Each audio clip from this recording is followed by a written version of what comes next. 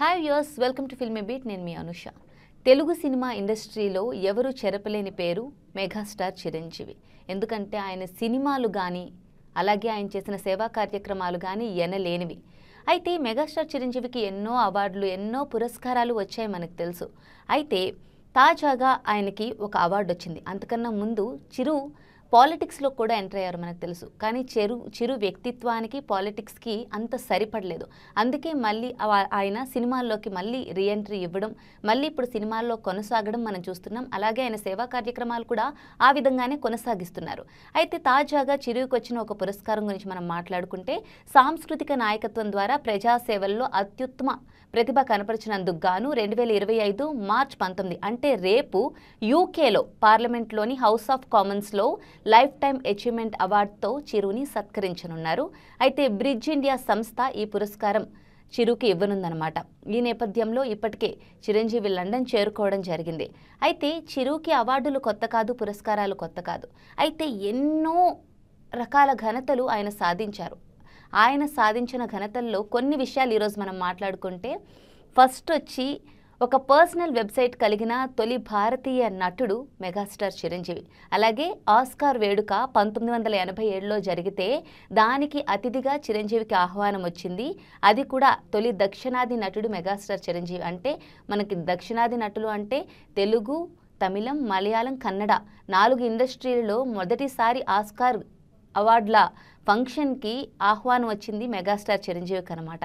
అంతేకాకుండా 1 కోటికి పైగా రెమ్యూనరేషన్ తీసుకున్న ఫస్ట్ ఇండియన్ హీరో కూడా మెగాస్టార్ చిరంజీవే.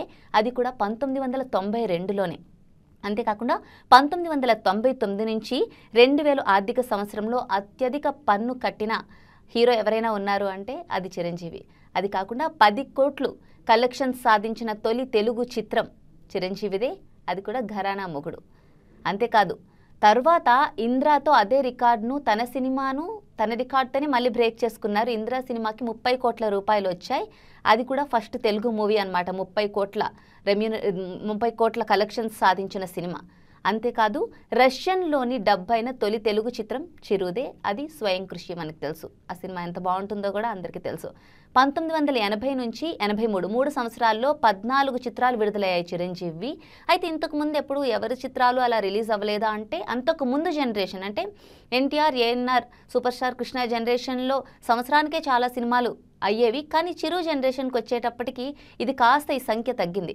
కానీ ఈ 3 సంవత్సరాల్లో 14 సినిమాలు రిలీజ్ అవ్విన ఘనత అయితే మాత్రం చిరుకే దక్కిందని చెప్పాలి. అంతేకాకుండా ద్విపాత్రాభినయం, త్రిపాత్రాభినయం ఇవి చేసిన సినిమాల్లో 100 రోజులు ప్రదర్శితమైన రేర్ రికార్డ్ చిరంజీవి సొంతం. అంతేకాకుండా టాలీవుడ్కి బ్రేక్ డ్యాన్స్ పరిచయం చేసింది చిరుయే. ఇది నేను మీకు చెప్పాల్సిన అవసరం లేదు, ప్రతి ఒక్కరికి తెలుసు.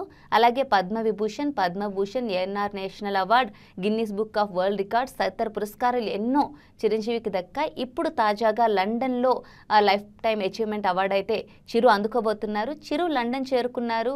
చిరుకి మనకి ఇండియాలో ఎంతమంది ఫ్యాన్స్ ఉంటారో కూడా అక్కడ కూడా మన ఇండియన్ ఫ్యాన్స్, అలాగే అక్కడ ఉన్న ఫ్యాన్స్ కూడా చాలామంది ఉన్నారు. ఫ్యాన్స్ అందరూ కూడా ఎయిర్పోర్ట్కి వచ్చి చిరుకి ఘన స్వాగతం పలికారు. ఫ్లెక్సీలతో, సెల్ఫీలతో అసలు నార్మల్గా లేదు, స్వాగతం అయితే ఘనంగా పలికారనే చెప్పాలి. ప్రస్తుతం ఈ వీడియోలు అయితే వైరల్ అవుతున్నాయి. మరి రేపు చిరు ఈ life time achievement award London వేదికగా, పార్లమెంట్ వేదికగా తీసుకోబోతున్నారు.